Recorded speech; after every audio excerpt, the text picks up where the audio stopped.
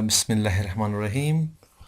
اومه درس یا اومه برخه ته ښه راغلاست درته وایم.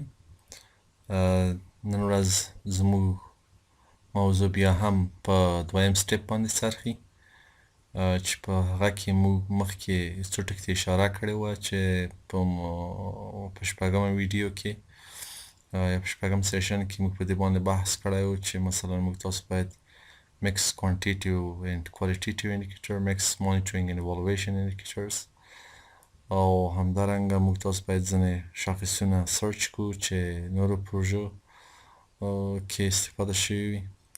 نو په دې حساب باندې نن هم په بیا بحث کوو چې په دې کې د یو قوي شاخص څنګه خپلې پروژې ته انتخاب کړو. نو په همدې موضوع باندې تم کیږو، په دوهمه موضوع باندې بحث کوو، او نننی درس هم د دویم سټپ مرتبط درس دی.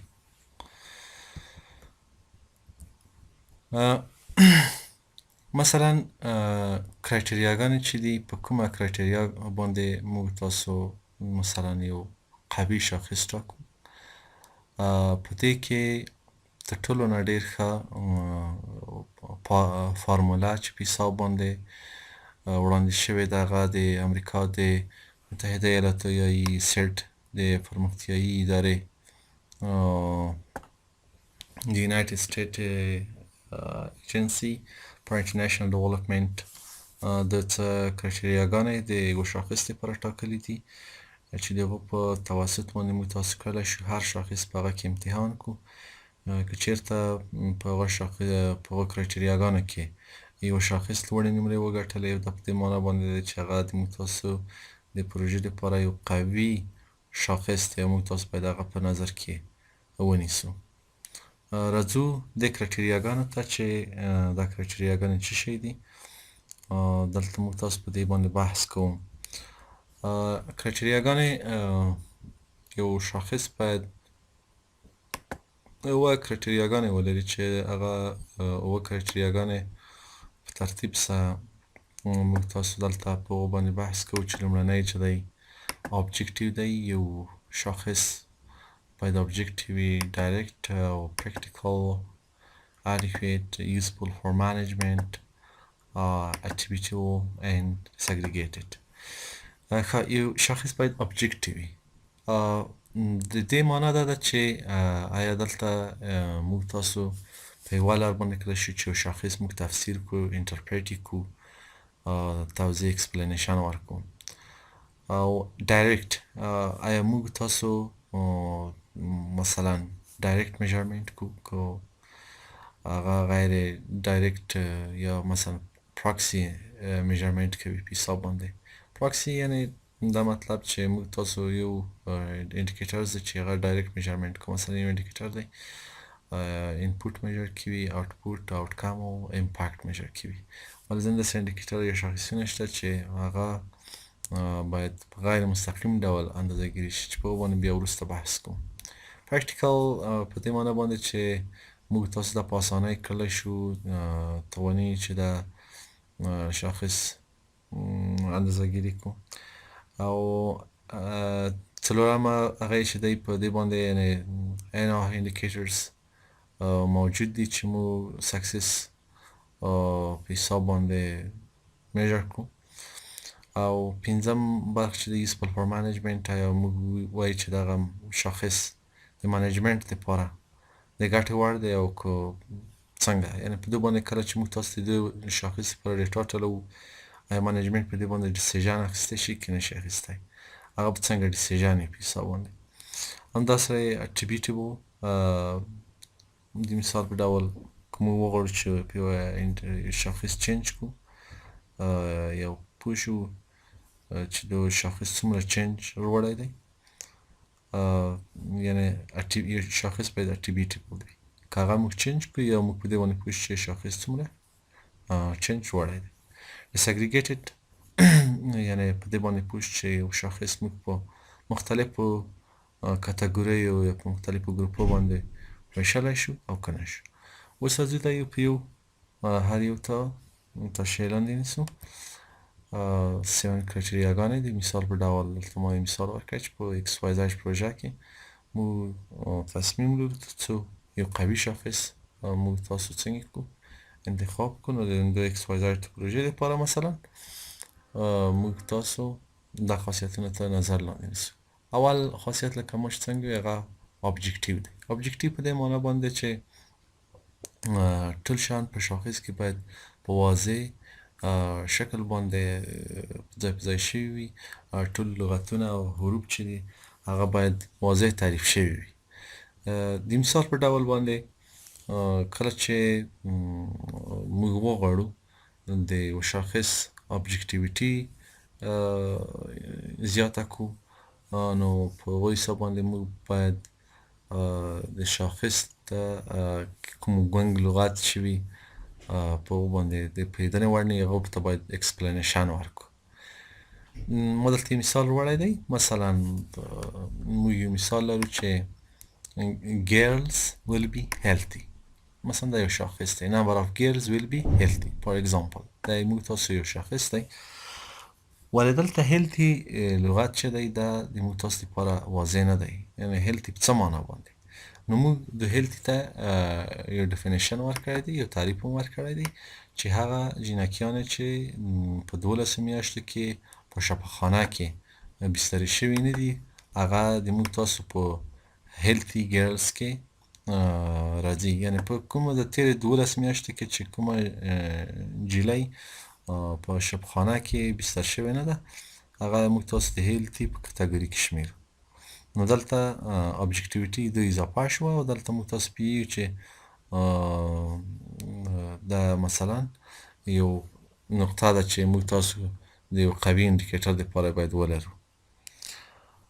او د دې لپاره تر ټولو ښه خبره دا ده چې موږ هر یو لغت باید چې په انډیکیټر کې دی هغه په تشریح کړو تر څو د کنفیوزینګ نه مخه موږ تاسو څنګه کړو ونیسو. د مثال په ډول دلته یو څو مثالونه موږ ورکړي دي. یو مثال دی the number of businesses that participants register with local government.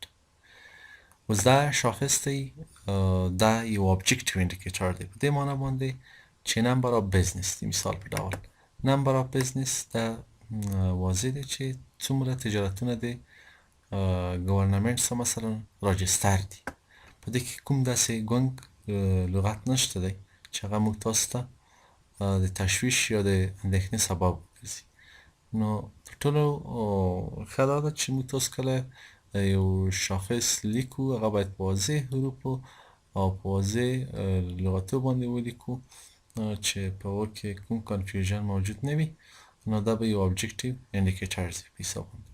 او که مثلا داسې ووایي چې how successful each new businesses په دې شاخص کې موږ نه پوهیږو چې اوس مثلا successful نه هدف څه شی دی.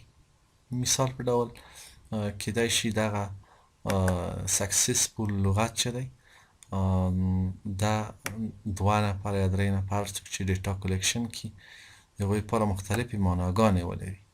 کیدای شي ووایي چې مثلا successful دا معنا چې په مختلفو لغتو باندې هغه انټرپریټیشن وکړي. یو وایي چې successful مطلب دا دی چې هغه تجارتونه چې مثال 10,000 افغانۍ ګټي هغه یو successful تجارت دی. یو بل کیدای شي ووایي چې 1 لک مثلا، یو بل کیدای شي ووایي چې 1 میلیون. نو په دې ځای کې د انډیکیټر یا د شاخص ابجکټیویټي نه ده مراعات شوې. نو په دې حساب باندې موږ تاسو وایي چې دغه دوهم انډیکیټر یعنی how successful each new business is دا یو ابجکټیو انډیکیټر نه دی. او په دې کې د successful لغت چې دی اوس مثلا په دې باندې د دقیقه معنا موږ تاسو ته نه ده معلومه. دا 2 اشخاص په مختلفو شکلو باندې تفسیر کوی او تعبیروی شي چې معنا ځینې اخلي. او لومړنی انډیکیټر چې موږ تاسو دی هغه یو ابجکټیو دا یو ابجکټیو انډیکیټرز دی او دا بل چې دی ان ابجکټیو انډیکیټرز دی په حساب باندې. دویم خاصیت یې دا دی چې موږ تاسو سلیکشن کو ډایرکټ یو شاخص باید ډایرکټ میجرمنټ وکړي، انپوټ میجر کړي، آوټپوټ، آوټکم، امپاکټ، ریسک او همداسې نور څه. او انډایرکټ انډیکیټر چې دی هغه بل شی میجر کوي. په دې معنا باندې چې موږ تاسو کولی شو چې انپوټ او آوټپوټ او آوټکم او امپاکټ میجر کو په انډایرکټ انډیکیټرز هم، خو هغه داسې دی چې په مستقیم ډول به دا مثلا نه اندازه ګیري کوي، ولې په غیر مستقیم شکل کولی چې موږ هغه اندازه ګیري کړو. ولې تر ټولو ښه خبره دا ده چې یو شاخص باید څنګه وي؟ ډایرکټ وي. له دوه بیا هم همدې مثال ته راځو. موږ تاسو یو مثال ورکړی و چې the number of businesses that participants register with local government، دا یې موږ تاسو یو شاخص دی. مخکې مو هم په دې باندې بحث کړی چې دا یو objective indicators دی. اوس دغه indicators خپله یو direct indicator هم دی، په دې معنا باندې چې دا موږ تاسو ته هغه بزنسونه چې کریټ شوي دي موږ تاسو ته هغه نمبر میجر کوي په مستقیم شکل باندې. موږ تاسو کولی شو چې ووایو چې 1000 بزنسونه مثلا رجستر شوي دي د لوکال ګورنمنټ څخه، یا مثلا 15000 بزنسمینانو خپل بزنس رجستر کړی دی د محلي حکومت څخه، یعنې ډایرکټ میجرمنټ درته پلاس درکوي. بیا هم راځو دویم مثال ته. دا لومړی مثال شو. دویم مثال چې دی هغه لکه how successful each new business is، لکه څنګه چې مخکې مې ویلي وو دغه انډیکیټرز د دویم شاخص چې دی دا ان objective indicator و او دلته هم د ډایرکټ میجرمنټ نه کو، په دې معنا باندې چې موږ نشو کولی چې د کوم سکسسفول څنګه میجر کو how successful each new business is، یعنې ډایرکټ میجرمنټ نه کوي. دا مثلا چې څنګه لکه په دوزه کې موږ پوه شو چې بزنس څنګه کریټ شوی دی، څومره موفق دی، نو انډیکیټر باید په داسې شکل باندې ولیکل شي چې هغه باید ډایرکټ میجرمنټ وکړي او ابجکټیو وي. دریم یې دا معنا لري چې یو انډیکیټر باید پریکټیکل وي. پریکټیکل دا معنا چې موږ وکولی شو هغه په اسانۍ سره هغه اندازه کړو، میجرمنټ وکړو. د مثال په ډول باندې بیا هم دغه مثال ته ګرځو. The number of passenger participants register with local government، دا ډېر ساده شکل اندازه کړي. کیدای شي په ځینې هېوادو کې ویب سایټونه وي د افغانستان په شمول باندې چې تاسو د هغوی نه دا ریکارډ واخیستی شئ چې په دولت کې څومره بزنسونه رجستر دي، په کومه کرایټریاګانو، په کومو برخو کې، په کومو سکتورو کې. نو دومره ډېره زیاته کار ته اړتیا نه لري، دا یو پریکټیکل شاخص هم دی. اوس که راشو دې ته ووایو چې how successful each new business is، مثلا لکه هماغه دویم مثال چې ما درته ووایي، دا شاخص اوس په اسانۍ باندې موږ تاسو نشو کولی چې اندازه یې کړو. په دې معنا باندې د unclear دی، واضح نه دی، یعنې موږ نشو کولی چې without knowing how organization is measuring success it's impossible to say whether this is practical or not.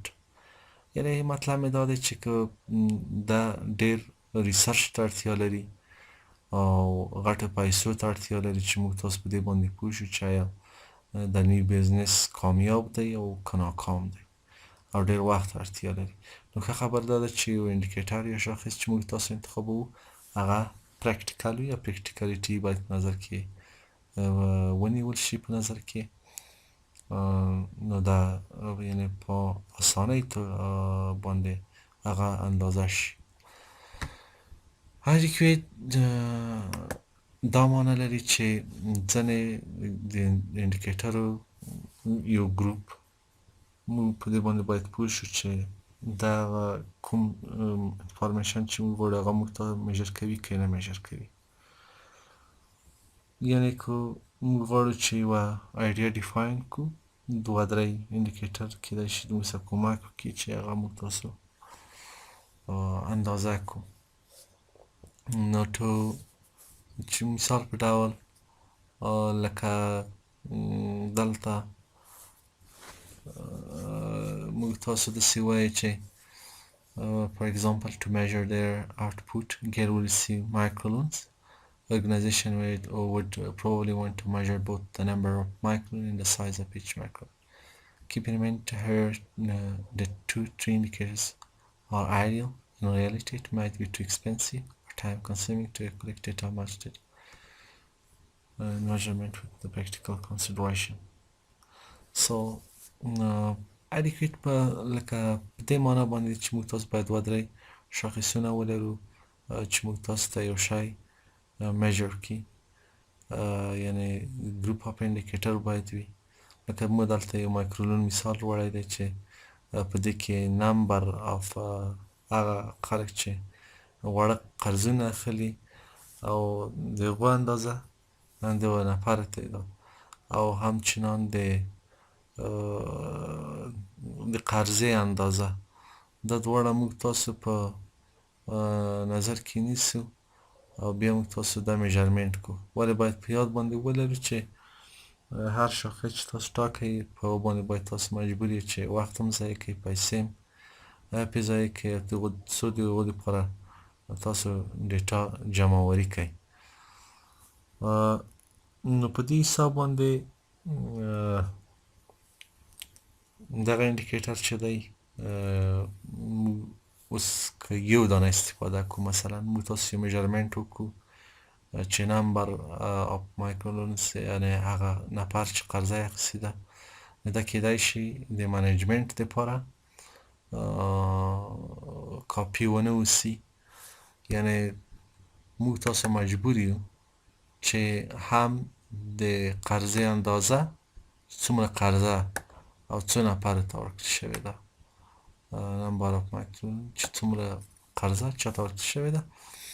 نو یو شاخص چې موږ تاسو کله ټاکو، دا شی باید په نظر کې ونیسو چې هغه باید د منیجمنټ لپاره کافي وي، یعنې کافي معلومات ورته برابر کړي. دا ډېره مهمه ده. څلورم خاصیت یا کرایټریا چې موږ strong indicators پرې ټاکو. پنځم useful for management.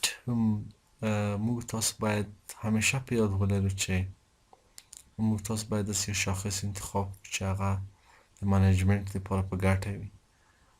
منیجمنټ په هغو باندې تصمیم ګیري ونیولی شي. که د مثال په ډول موږ تاسو بیرته راشو هغه دوه شاخصونه چې دي چې لکه the number of business that participant register with local government، همدا شاخص بیا په نظر کې ونیسو. دا ډېر په اسانۍ باندې د منیجمنټ په د سرمسته کې د مثال په ډول موږ کلی شو چې دا اندازه ګیري کړو. د مثال په ډول کیدای شي په تیر ډسمبر کې 1000 کسانو راجستریشن کړی، ولې په راتلونکي ډسمبر کې اوس مثلا موږ چې په هغو کې جریان لرو کیدای شي 3000 نفر وي. د اسانه باندې یو میژرمنټ کړي. دوهم موږ دا ډیساګریګیټ کولی شو. په دې کې موږ تاسو میل فیمیل مثلا بزنس مینان ایستلی شو د لوکیشن په لحاظ باندې. نو دا د منیجمنټ لپاره چې دی هغه مثلا یوزفول دی.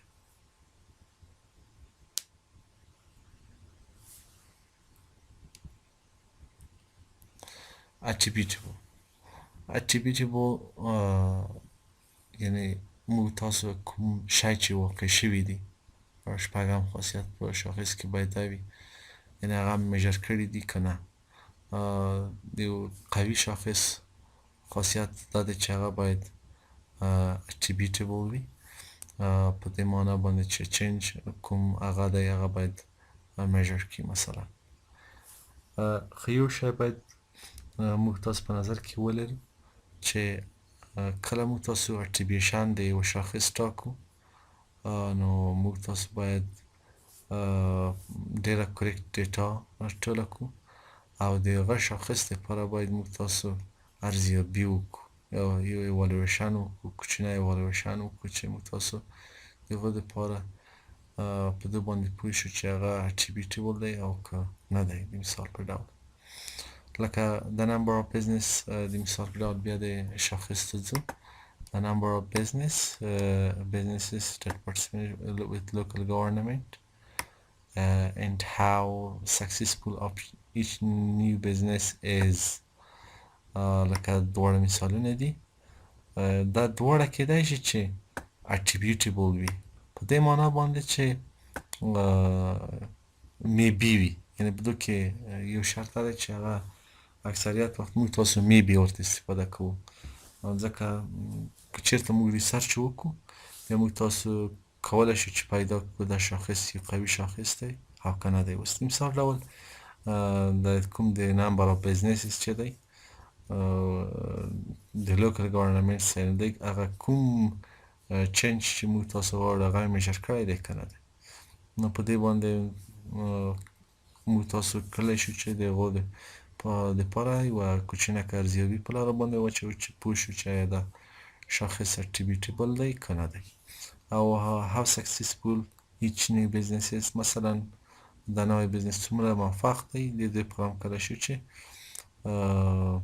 موږ تاسو کوچنی ارزیابي وکړو ولې په عموم کې موږ تاسو اټریبیوټیبل سیکشن ته موږ تاسو maybe استفاده کوو یعنی احتمالات شته چې قوي شاخص وي یا احتمالات لري چې قوي شاخص ونه اوسي خو موږ تاسو maybe حتما دې ته لیکو او اوومه چې دی